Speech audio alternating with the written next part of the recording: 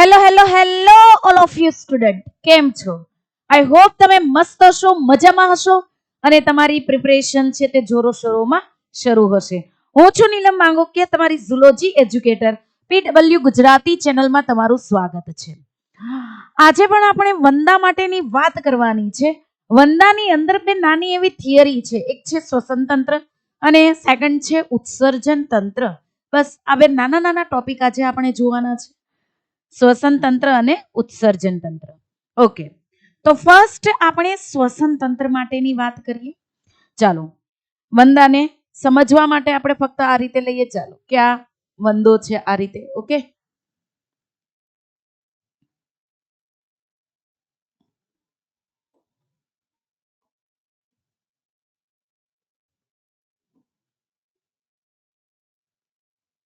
Okay. હવે આ જે વંદો છે તેની અંદર તો કે શ્વસન તંત્રની અંદર તો કે એટલું શ્વસન તંત્ર સુવિકસિત નથી. જેવી રીતે આપણી અંદર શ્વાસ નલિકા જોવા મળે, ઓકે, શ્વાસ વાહિની જોવા મળે, એ ટાઈપનું નથી. અને ત્યાર પછી સૂક્ષ્મ શ્વાસ વાહિની, પછી ફેફસા વગેરે જોવા મળે. નર વંદાની અંદર કે માદા વંદાની અંદર તો કે બંનેની અંદર શું, તો કે અહીંયા બંને સાઈડ પર આ ટાઈપના છિદ્રો જેવી રચના જોવા મળતી હોય છે. આવી છિદ્રો જેવી, આની સેકન્ડ સાઈડ પણ છિદ્રો જેવી રચના જોવા મળે. ઓકે, તો આ જે શ્વસન છિદ્રો છે, પહેલું તો કે એની અંદર શ્વસન છિદ્રો જોવા મળે અને એક નથી હોતા, આવા શ્વસન છિદ્રો હોય છે 10 જોડ. ઓકે, જેની અંદર તો કે આની 2 જોડ જે છે તે ઉરસ પ્રદેશમાં છે અને આની 8 જોડ શ્વસન છિદ્રની તે ઉદર પ્રદેશમાં છે. તો અહીંયા 10 જોડ જે છે તે અહીંયા શ્વસન છિદ્રો જોવા મળતા હોય છે. હવે અહીંયા આ શ્વસન છિદ્રો આ રીતે આવેલા છે. મેં તમને કીધું તેમ કે 10 જોડ છે એટલે તમે 20 શ્વસન છિદ્રો એમ કહેશો. હા, હવે આ જે શ્વસન છિદ્રો છે તેની અંદરથી નલિકા જે છે તે નીકળેલી છે આ રીતે. ઓકે, જેને આપણે શ્વસન નલિકા તરીકે લેશું. આ જે છે તે શ્વસન નલિકા છે. હવે આપણી અંદર આપણે કહીએ કે ભાઈ શ્વસન નલિકા છે તે શ્વાસ વાહિનીની અંદર વિભાજિત થાય અને ત્યારબાદ દ્વિતીય, તૃતીય અને અંત્ય શ્વાસ વાહિકા વગેરે હોય છે. પણ અહીંયા આપણે જોઈએ તો કે આ જે છે તે ઘણી સૂક્ષ્મ શ્વાસ વાહિકાની અંદર વિભાજિત થયેલી છે. ડાયરેક્ટ જ સૂક્ષ્મ શ્વાસ વાહિકા છે તેની અંદર વિભાજિત થયેલી છે. ઓકે, અને અહીંયા માનો કે કોઈ કોષ છે તો આ કોષને તો કે ડાયરેક્ટ જ ઓક્સિજન જે છે તે વાતાવરણમાંથી લઈને, આ વાતાવરણીય ઓક્સિજન છે એ ડાયરેક્ટ અહીંયા પ્રવેશ કરે છે. અહીંયા સૂક્ષ્મ શ્વાસ નલિકાઓ છે, સૂક્ષ્મ શ્વાસ વાહિકાઓ છે, તેની અંદર આ ઓક્સિજન પ્રવેશ કરે છે અને ડાયરેક્ટ કોષોને ઓક્સિજન મળી જાય છે. કોષો છે, પેશી છે, કંઈ પણ હોય તેને ડાયરેક્ટ ઓક્સિજન મળી જાય છે.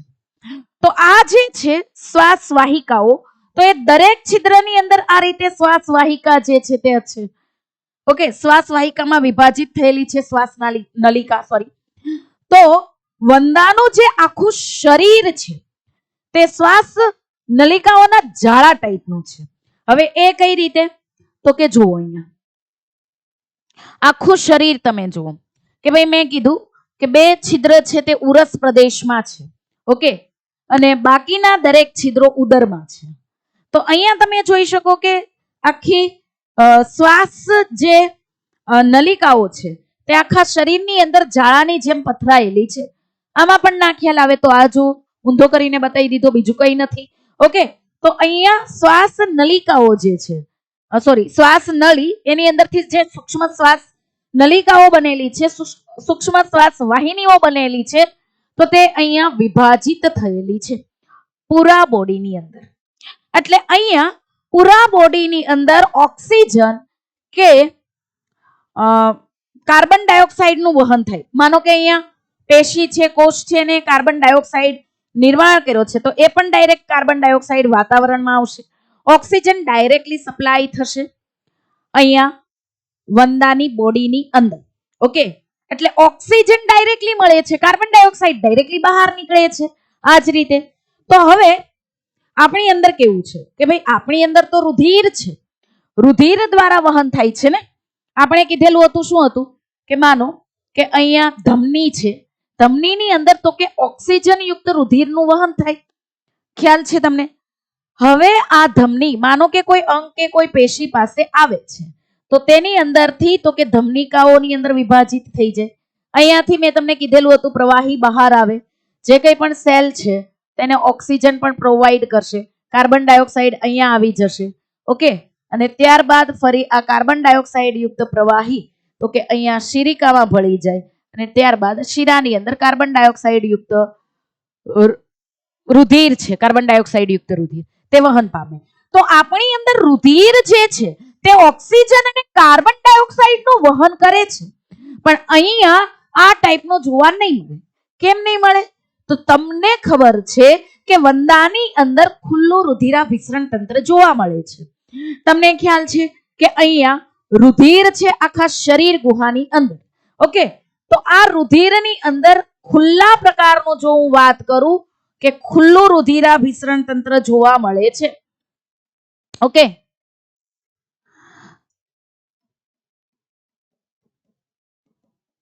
તો અહીંયા આ રુધિરાભિસરણ તંત્રની અંદર તમને ખ્યાલ જ છે કે શિરિકાઓ ધમનિકાઓ વગેરે નહીં આવે, ધમનિકાઓ પણ નહીં હોય, શિરિકાઓ પણ નહીં હોય, એટલે કે રુધિર વાહિકાઓ નહીં હોય.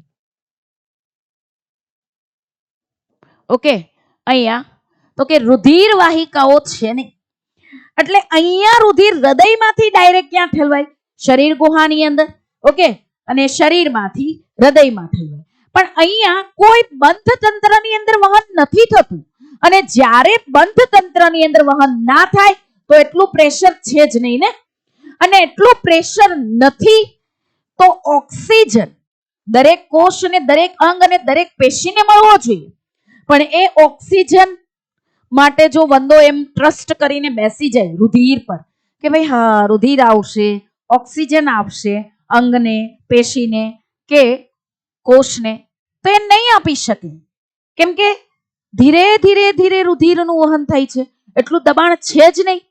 તો ઓક્સિજન વંદાને, કોષો, પેશી વગેરેને મળે, પણ માનો મળે છે તો પણ એકદમ ધીમે મળશે.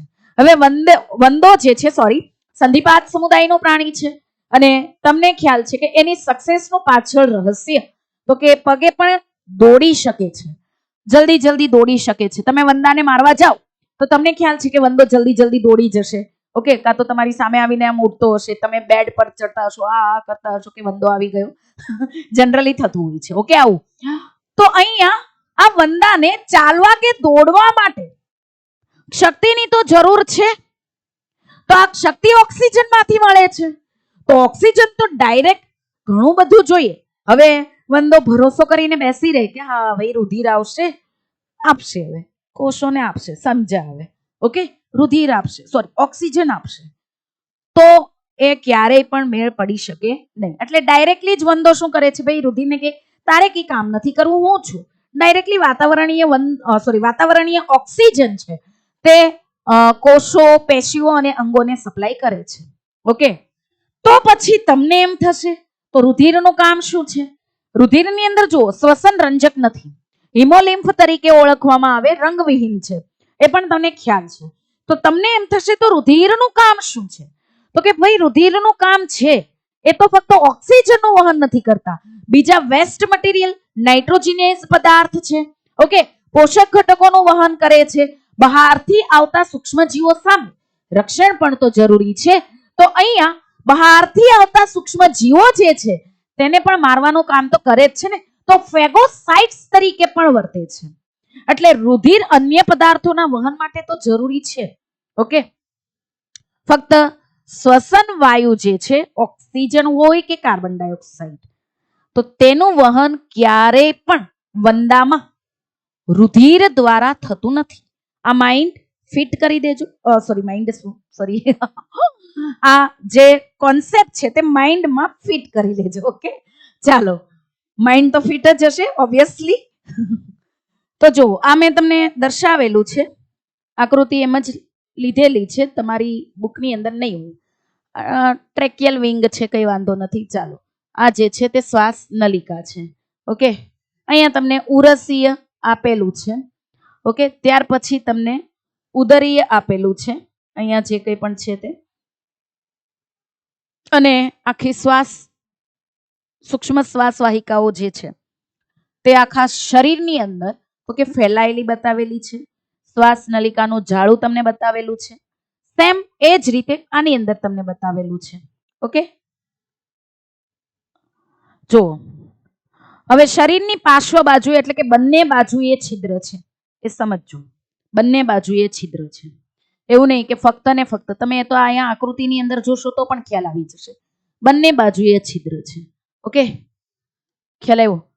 અહીંયા પણ છે, બંને બાજુએ ખ્યાલ આવશે. એટલે બંને આ બાજુએ પણ છે, આ બાજુએ પણ છે, પાર્શ્વ બાજુએ છે. ઓકે, સાઈડ બાય સાઈડ એટલે પાર્શ્વ બાજુ. તો અહીંયા શું કીધેલું છે તમને કે શ્વસન તંત્ર જે છે તે શાખિત શ્વાસ નળીઓનું જાળું ધરાવે છે. જોયું આપણે આકૃતિની અંદર, શ્વાસ નળી 10 જોડ નાના છિદ્રો દ્વારા બહારની તરફ ખુલે છે, જેને શું કહેવામાં આવે છે? શ્વસન છિદ્રો કહેવામાં આવે છે. બહારની તરફ ખુલે છે એટલે જ તો ડાયરેક્ટ ઓક્સિજન અહીંયા લઈ આવે છે. પછી તો કે અહીંયા અંદરની તરફ શ્વાસ નલિકા. ઓકે, જે શરીરની પાર્શ્વ બાજુએ શ્વસન છિદ્રો આવેલા હોય છે. પાતળી શાખિત નલિકાઓ, શ્વસન નલિકાઓ સૂક્ષ્મ શ્વસન નલિકાઓ માં ઉપવિભાજિત થાય છે. એટલે કે આ નલિકા તો કે આવી સૂક્ષ્મ શ્વસન નલિકાઓ જે છે તેની અંદર વિભાજિત થયેલી છે. ઓકે, જે હવામાંથી ઓક્સિજનનું બધા ભાગો તરફ વહન કરાવે છે. શ્વસન છિદ્રની ખુલવાની ક્રિયા વાલ્વ દ્વારા નિયંત્રિત થાય છે. સૂક્ષ્મ શ્વાસ વાહિકાઓમાં પ્રસરણ દ્વારા વાત વિનિમય થાય છે. આ પ્રસરણ દ્વારા થાય છે, કોઈ આપણી જેવા અંગવંદાની અંદર જોવા મળતા નથી. ઓકે, ચાલો નેક્સ્ટ જોઈએ હવે વંદાનું ઉત્સર્જન તંત્ર. કોઈ ધાડ મારવાની નથી, ઉત્સર્જન તંત્ર પણ ઈઝી છે. જો મેં તમને શું સમજાવેલું હતું, મેં તમને કીધેલું હતું કે ભાઈ આ વંદો આપણે લઈએ આ રીતે. તો વંદાની અંદર તો કે અહીંયા આપણે તો કે નાની એવી કંઠનળી હતી, ત્યાર પછી અન્નનળી હતી, ત્યાર પછી તો કે અન્ન સંગ્રહાશય હતું. ઓકે, એના પછી અન્ન સંગ્રહાશય મોટું થઈ ગયું, કઈ વાંધો નથી. ચાલો, એના પછી પેશણી હતી, અહીંયા સુધી અંગાત્ર હતું. અહીંયા સુધીનો પોર્શન આપણે કહેતા હતા અંગાત્ર. ત્યાર પછીની જો હું વાત કહું તો કે તેના પછી અહીંયા મધ્યાંત્રની કોઈ નખરા નહીં હતા, સીધી નળી હતી, એના કોઈ પાર્ટ નહીં હતા.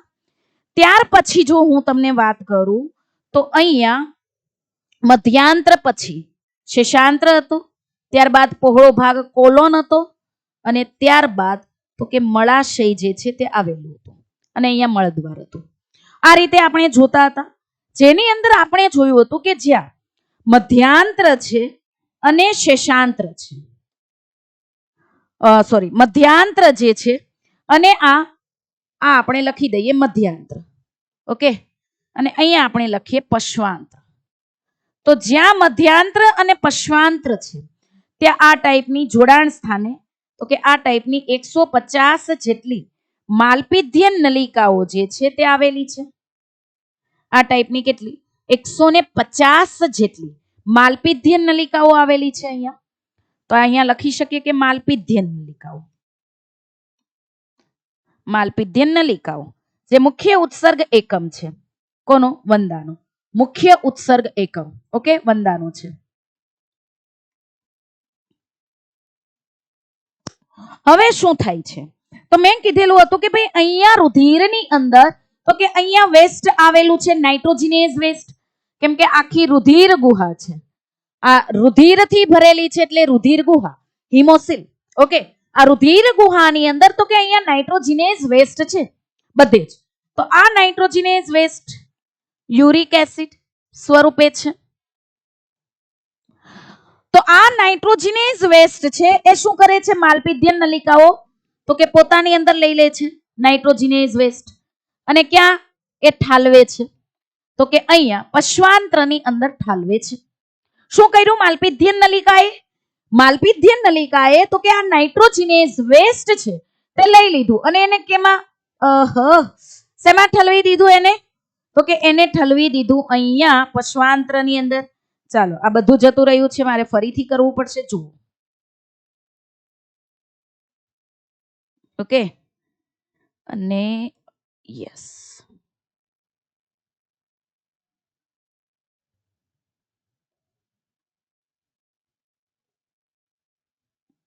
ચાલો સમજો.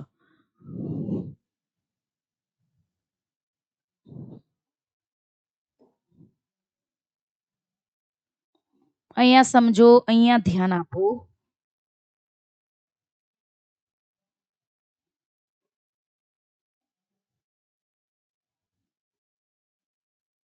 ઓકે, તો અહીંયા માલપિત્તીય નલિકાએ શું કર્યું? માલપિત્તીય નલિકાએ તો કે અહીંયા જે નાઇટ્રોજિનેઝ વેસ્ટ છે એ નાઇટ્રોજિનેઝ વેસ્ટ લીધો અને અહીંયા પશ્વાંત્રની અંદર ઠાલવી દીધો. ઓકે, હવે આ પશ્વાંત્રની અંદર તો કે અનડાઇજેસ્ટેડ ફૂડ પણ આવે છે, અપાચિત ખોરાક પણ છે, યુરિક એસિડ પણ આવી ગયું. ઓકે, તો બંને છે આની અંદર. એટલે અહીંયા નાઇટ્રોજિનેઝ વેસ્ટ આવે અને ત્યારબાદ બહાર નીકળી જાય, કેમ કે અહીંયા કોલોનની અંદર, ત્યારબાદ મળાશયમાં મળદ્વાર વગેરેની અંદરથી પછી બહાર નીકળી જશે. ઓકે, હવે આ આપણે જોઈએ કે આ જે છે શું છે તો કે માલપિત્તીય નલિકા. અહીંયા લઈએ, આ માલપિત્તીય નલિકા છે. તો આ માલપિત્તીય નલિકાની અંદર તો કે અહીંયા ગ્રેન્ડ્યુલર કોષો આવેલા છે. બે પ્રકારના કોષો જોવા મળે. અહીંયા કોષો આવેલા છે ગ્રેન્ડ્યુલર, ઓકે, ગ્રંથીય કોષો, ગ્રેન્ડ્યુલર કોષો. ચાલો, આ ગ્રેન્ડ્યુલર કોષો શું કરે છે તો કે આ કોષો તો કે જે રુધિર છે તેની અંદરથી નાઇટ્રોજિનેઝ વેસ્ટ છે તેને પકડે છે અને નાઇટ્રોજિનેઝ વેસ્ટ જે છે તેને અહીંયા માલપિત્તીય નલિકાની અંદર દાખલ કરાવે છે. એટલે અહીંયા નાઇટ્રોજિનેઝ વેસ્ટ આવી ગયું. આ ફર્સ્ટ ટાઈપના કોષો. સેકન્ડ ટાઈપના કોષો તો કે અહીંયા પક્ષમીય કોષો આવેલા છે. પક્ષમીય કોષો આવેલા છે. ઓકે, પક્ષમો ધરાવે છે પક્ષમીય કોષો, એટલે આગળ તરફ જાય. એટલે અહીંયા તમે જુઓ પક્ષમીય કોષો આવેલા છે. તો આ પક્ષમીય કોષો શું કરે છે તો કે આ નાઇટ્રોજિનેઝ વેસ્ટ આગળ તો આવશે, તો આગળ ધકેલવાનું કામ કરે છે. આગળ ધકેલીને ક્યાં એ ધકેલે છે તો કે પશ્વાંત્રની અંદર ધકેલશે. ક્યાં ધકેલે છે? અહીંયા આગળ પશ્વાંત્રની અંદર. ઓકે, તમને ખ્યાલ છે તો કે અહીંયા આ નાઇટ્રોજિનેઝ વેસ્ટ આવ્યા બાદ તો કે આ પશ્વાંત્રની અંદર આવી જતું હોય છે. ઓકે, ગ્રેન્ડ્યુલર કોષો અને બીજા છે પક્ષમીય કોષો.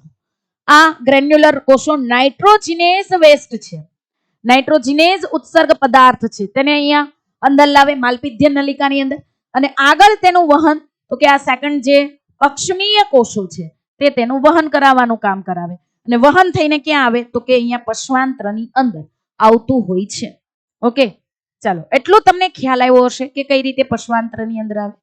હવે આ માલપિત્તીય નલિકા ખૂબ જ અગત્યનો એકમ છે, ઉત્સર્ગ એકમ, કે જેના દ્વારા શરીરની અંદર રહેલું મોટા ભાગનો વેસ્ટ પ્રોડક્ટ છે, વેસ્ટ નકામા ઉત્સર્ગ દ્રવ્ય, સોરી, ઓકે, તો એ નકામા ઉત્સર્ગ દ્રવ્યના નિકાલ માટે તે જવાબદાર તો છે જ. એ નાઇટ્રોજિનેઝ વેસ્ટને નિકાલ તો કરે જ છે, પણ ફક્ત ને ફક્ત તે જ જવાબદાર નથી, તેની સાથે તો કે બીજા પણ કોઈ કામ કરાવે છે. ઓકે, તો હવે ભાઈ કોણ બીજું કામ કરાવે છે તો આપણે જોઈએ કે બીજું કોણ કામ કરાવે છે. માનો કે વંદો છે, તો વંદાની અંદર આ ટાઈપની ફેટ બોડી પણ આવેલી છે. વંદાની અંદર આ ટાઈપની ફેટ બોડી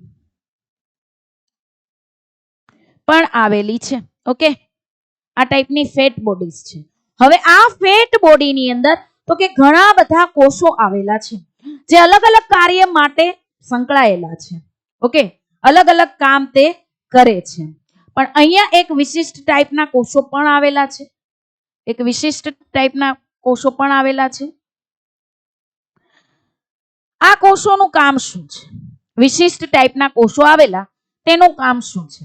ઓકે, તેનું કામ કઈ નથી, તે પણ અહીંયા જે નાઇટ્રોજિનેઝ વેસ્ટ છે રુધિરની અંદર, એ નાઇટ્રોજિનેઝ વેસ્ટ છે તે અહીંયા ફેટ બોડીની અંદર આવી જાય છે. નાઇટ્રોજિનેઝ વેસ્ટ છે તે ક્યાં આવી જાય? આ ફેટ બોડીની અંદર લઈ આવે છે. ઓકે, પણ આ કોષો જે છે તે ફેટ બોડીની અંદર આ નાઇટ્રોજિનેઝ વેસ્ટને લાવ્યા અને રુધિરને એને સાફ કરવાનું પણ કામ કર્યું. કેમ કે અહીંયા રુધિર છે ને, આ રુધિર ગુહા છે, ત્યાંથી તો કે નાઇટ્રોજિનેઝ વેસ્ટ એ પોતાની અંદર લઈ લે છે, બરાબર, પણ એનો નિકાલ ક્યારેય કરતા નથી. શંકર ભગવાન જેવું કામ છે કે શંકર ભગવાને ધરતીને બચાવવા માટે વિષ પી લીધેલું. ઓકે, પછી એને ક્યારેય બહાર તો નથી કાઢ્યું ને, વિષ પી લીધેલું છે. તો એવી જ રીતે અહીંયા નાઇટ્રોજિનેઝ વેસ્ટ છે તે આ ફેટ બોડીઝ જે છે તેની અંદર આવેલા આ વિશિષ્ટ કોષ તે તેની અંદર લઈ લે છે. પણ આ ફેટ બોડીની અંદર આ જે યુરિક એસિડ આવી ગયું, માનો યુરિક એસિડને લઈ લીધું, ઓકે, પણ આની અંદરથી ક્યારેય પણ બહાર નીકળતું નથી, એ બહાર કાઢતા નથી. જ્યારે વંદાનું મૃત્યુ થાય ત્યારે નીકળે. ચાલો, બીજું તો કે આની અંદર યુરિકેઝ ગ્રંથિ જે છે તે પણ આવેલી છે. ઓકે, એક ગ્રંથિ આની અંદર છે. એક મિનિટ વેઇટ કરો.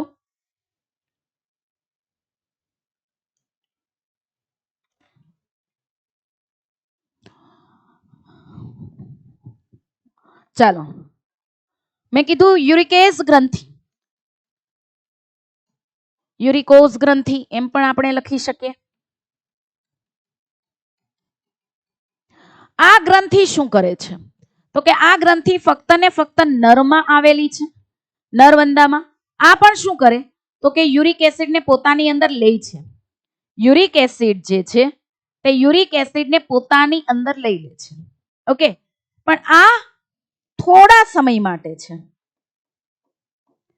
જ્યારે અહીંયા તમને મેં ફેટ બોડીની વાત કરી તો કે એ તો સાચવી જ રાખે છે, એટલે આને સ્ટોરેજ એક્સક્રીશન પણ કહેવાય. સ્ટોરેજ એક્સક્રીશન, સંગ્રહણ, ઉત્સર્ગ પદાર્થ, સંગ્રહ કરે છે ઉત્સર્ગ પદાર્થનો. ઓકે, જ્યારે અહીંયા યુરિક એસિડની અંદર યુરિકોઝ ગ્રંથિ જે ફક્ત ને ફક્ત નરમાં આવેલી છે તે યુરિક એસિડ પોતાની અંદર લઈ લે છે, નાઇટ્રોજિનેઝ વેસ્ટ પોતાની અંદર લઈ લે છે, પણ થોડા સમય માટે તેનો સંગ્રહ કરે છે. ત્યારબાદ તો કે એનો નિકાલ કઈ રીતે થાય છે, નર પ્રજનન તંત્ર વંદા માટેનું સમજાવું ત્યારે હું કહીશ, પણ તો પણ અત્યારે કહું છું કે જ્યારે સ્પર્મ નીકળે, વીર્ય નીકળે છે, ઓકે, ત્યારે તેની સાથે સાથે તો કે યુરિકોઝ ગ્રંથિ કહે છે કે ભાઈ એમ પણ સ્પર્મ તો નીકળવાના જ છે ને, તો મારી અંદર આવેલું નાઇટ્રોજિનેઝ વેસ્ટને પણ હું કાઢી દઉં બહાર. ઓકે, તો યુરિકોઝ ગ્રંથિની અંદર આ જે યુરિક એસિડ છે તે જ્યારે નર વંદાના સ્પર્મ નીકળે છે તેની સાથે સાથે તેની અંદર આવેલું વેસ્ટ જે છે યુરિકોઝ ગ્રંથિની અંદર જે સમાવેશ થયેલો વેસ્ટ છે તે પણ તેની સાથે બહાર નીકળે છે. એટલે મોસ્ટ ઓફ કામ આપણે જોઈએ તો તે કોનું છે તો કે તે માલપિધ્યન નલિકાનું છે. ઓકે, પણ અહીંયા તો કે માલપિધ્યન નલિકા સિવાયની રચના જે થોડી ઘણી મેં તમને બતાવી એ અહીંયા પણ આવેલી હોય છે. ઓકે, ચાલો, આ એટલું જ છે. આની સિવાય તો ઉત્સર્ગ પદાર્થની અંદર કઈ છે નહીં. આ તમને બસ બતાવેલું છે કે અહીંયા માલપિધ્યન નલિકા છે. ક્યાં છે માલપિધ્યન નલિકા તો કે અહીંયા શિશાંત્ર ગિઝાર્ડ. ઓકે, અહીંયા છે. ક્યાં આવેલું છે? આ જે તમે જુઓ છો તે માલપિધ્યન નલિકા છે. ઓકે, આખું પાચન તંત્ર બહાર કાઢીને બતાવી દીધેલું છે. ચાલો, માલપિધ્યન નલિકા તમને ખબર પડી હોય તો અહીંયા જુઓ. અહીંયા તમને શું બતાવેલું છે? ઓબ્વિયસલી આ તમને ખોલીને બતાવેલું છે. ઓકે, જેની અંદર અહીંયા માલપિધ્યન ટ્યુબ્યુલ્સ આવેલી છે તેની વાત તમને કરેલી છે. અને આ જે છે આખું પાચન તંત્ર છે. ઓકે, અને અહીંયા તમે જુઓ તો કે અહીંયા આ જે માલપિધ્યન નલિકા છે એને ખુલ્લી કરીને બતાવેલી છે, જેની અંદર વેસ્ટ મોલેક્યુલ્સ અંદર આવી ગયા છે, કે પ્લસ પાણી વગેરે અંદર આવેલા બતાવેલા છે. ઓકે, અને આ માલપિધ્યન નલિકા તો કે આગળની તરફ યુરિક એસિડને લઈને આગળની તરફ વહન પામે છે. પણ આખું યુરિક એસિડને લઈને વહન પામે પછી આગળ આપણે જે રીતે મૂત્ર નિર્માણની ક્રિયાને એવું આવે છે, ઓકે, એ ટાઈપનું આની અંદર હમણાં કંઈ ભણવાનું આવતું નથી. અહીંયા ટૂંકમાં તમારે એટલું સમજવાનું છે કે રુધિર ગુહા છે, શરીર ગુહા છે, ત્યાંથી નાઇટ્રોજિનેઝ વેસ્ટ આ માલપિધ્યન નલિકાએ લઈ લીધી અને પછી પશ્વાંત્રની અંદર તે આવે છે. ઓકે, ચાલો નેક્સ્ટ જોઈએ. બહુ એકદમ જ નાનું એવું છે ઉત્સર્જન તંત્ર પર. વંદામાં ઉત્સર્જન તો કે માલપિધ્યન નલિકાઓ દ્વારા થાય છે. પ્રત્યેક નલિકા કેવી છે તો કે ગ્રંથિમય છે, તેમજ કેવું છે પક્ષમલ કોષોથી આવૃત છે. એટલે મેં તમને કીધું માલપિધ્યન નલિકા તો કે અહીંયા ગ્રેન્યુલર કોષો આવેલા છે, ગ્રંથીય કોષો આવેલા છે, એમ તમે લખી શકો અહીંયા ગ્રંથીય કોષો. ઓકે, અને આગળ જતા તો કે અહીંયા તો કે પક્ષમાં આવેલા છે, પક્ષમીય છે. ઓકે, એટલે કે એ નાઇટ્રોજિનેઝ વેસ્ટને એક દિશા તરફ આગળ ધકેલવાનું કામ કરે છે. તો અહીંયા ગ્રંથિમય તેમજ પક્ષમલ કોષોથી આવૃત છે, જે નાઇટ્રોજન યુક્ત નકામા દ્રવ્યનું શોષણ કરી તેને યુરિક એસિડમાં રૂપાંતરિત કરે છે, અને જેનો નિકાલ કોના દ્વારા થાય છે? પશ્વાંત્ર દ્વારા. જો અહીંયા જે આપ્યું તે પણ એ શું કરે છે? નાઇટ્રોજિનેઝ વેસ્ટ લે છે. ઓકે, અને એ નાઇટ્રોજિનેઝ વેસ્ટ ક્યાં આવે છે તો કે પશ્વાંત્રની અંદર આવે છે. તેથી આ કીટકને યુરિક એસિડ ત્યાગી યુરિકોટેલિક પ્રાણી પણ કહી શકાય. ઓકે, વધુમાં મેદકાયો, મેં તમને કીધું ફેટ બોડી આવેલી છે, ફેટ બોડી, જેને કાયો એટલે બોડીઝ. નેફ્રોસાઇટ્સ એટલે કે ઉત્સર્ગ કોષો આવેલા છે. આ ઉત્સર્ગ કોષો શેમાં જોવા મળે? તો મેં તમને કીધું તેમ કે ભાઈ વંદો જે છે તેની અંદર જ જોવા મળે છે, અને એની અંદર મેદકાયો છે તેની અંદર જ આ એક વિશિષ્ટ પ્રકારના કોષો આવેલા છે. ઓકે, અને યુરિકોઝ ગ્રંથિઓ પણ, યુરિકોઝ ગ્રંથિ ફક્ત ને ફક્ત શેમાં આવે તો કે નરવંદામાં જોવા મળશે. અહીંયા એ કીધેલું નથી, નરવંદામાં જોવા મળશે. તો યુરિકોઝ ગ્રંથિઓ પણ ઉત્સર્જનમાં સહાય કરે છે. બસ એટલું જ છે વંદાની અંદર, ઉત્સર્જન તંત્રની અંદર. તો આપણે શું જોયું? ફર્સ્ટ આપણે જોયું શ્વસન માટે. ઓકે, આપણે શું જોયું? ફર્સ્ટ શ્વસન માટે જોયું, જેની આપણે વાત કરી. નેક્સ્ટ તો કે શ્વસન માટેની આપણે જોયું કે ભાઈ પાર્શ્વ બાજુએ શ્વસન છિદ્રો આવેલા છે, જે 10 જોડ છે, અને તે નાની નાની નલિકાઓમાં વિભાજિત થઈને આખા બોડીની અંદર તમે જોઈ શકો શ્વાસ નલિકાનું જાળું બનાવેલું છે. ઓકે, શું વાત બીજી યાદ રાખી? તો કે વંદો છે તે ઓક્સિજન કે કાર્બન ડાયોક્સાઇડના ટ્રાન્સફર માટે, વહન માટે ક્યારેય પણ રુધિર ઉપર આધાર રાખતો નથી. એ ડાયરેક્ટલી હવામાંથી આ છિદ્ર દ્વારા તો કે ઓક્સિજન છે તે લે છે. ઓકે, આ છિદ્ર દ્વારા. ખ્યાલ આવ્યો? ડાયરેક્ટ જ સપ્લાય કરે છે, એ વાત કરી. ત્યારબાદ ઉત્સર્જન તંત્રની અંદર તો કે આપણે આ જોયું કે ભાઈ માલપિધ્યન નલિકાઓનું સ્થાન ક્યાં આવેલું છે તો કે મધ્યાંત્ર અને પશ્વાંત્ર જે છે તેના જોડાણ સ્થાને આવેલી છે. જોડાણ સ્થાને કેટલી માલપિધ્યન નલિકા આવેલી છે તો કે 100 થી 150 જેટલી. ઓકે, માલપિધ્યન નલિકાઓ આવેલી છે. માલપિધ્યન નલિકાની અંદર આપણે 2 કોષ જોયા. એક જે છે તે ગ્રંથીય કોષો, નામ નથી લખ્યું, અહીંયા લખી દઉં છું. આ ગ્રંથીય કોષો શું કરે તો કે આ જે બોડી છે તેની અંદરથી નાઇટ્રોજન યુક્ત ઉત્સર્ગ પદાર્થોને લે છે અને તેને અહીંયા વહન કરાવે છે. ઓકે, યુરિક એસિડને. અને આ પક્ષમીય કોષો છે, અને આ પક્ષમલ કોષોનું કામ શું છે તો કે આ પક્ષમલ કોષો તો કે આ જે વેસ્ટ અહીંયા આવેલો છે તેને આગળની તરફ વહન કરાવે અને તેને ક્યાં ઠાલવે છે? પશ્વાંત્રની અંદર. ત્યાર પછી આપણે શું વાત કરી તો કે આની અંદર તો કે ફેટ બોડી એટલે કે મેદકાયો આવેલા છે. આ મેદકાયોની અંદર તો કે એક વિશિષ્ટ પ્રકારના કોષો આવેલા છે, ઉત્સર્ગ કોષ. ઓકે, જે શું કરે છે? યુરિક એસિડને પોતાની અંદર રાખી દે, પણ ક્યારેય એને બહાર ડ્રોપ કરતા નથી. ત્યાર પછી વાત કરીએ આપણે યુરિકોઝ ગ્રંથિની, જેમાં કીધું નરમાં છે યુરિક એસિડ થોડા સમય માટે સંગ્રહ કરે. નરવંદો જ્યારે સ્પર્મ રિલીઝ કરે છે, ઓકે, તો સ્પર્મની સાથે સાથે આ યુરિક એસિડ પણ તેનો પણ નિકાલ થતો હોય છે. ઓકે, ચાલો, તો અહીંયા સુધી આપણે જોયું ઉત્સર્જન તંત્ર અને શ્વસન તંત્ર. તો આ જ રીતે આગળ આપણે નરવંદા અને માદા વંદાનું પ્રજનન તંત્ર છે તેનો અભ્યાસ કરીશું. ત્યાં સુધી તમે તો કે આ કન્ટિન્યુઅસલી એકવાર લેક્ચર જુઓ, તેના માટેની નોટ બનાવો, લખતા રહે, વાંચતા રહે, અને તમારી તૈયારી જે છે તેમજ શરૂ રાખો. Thank you, best of luck.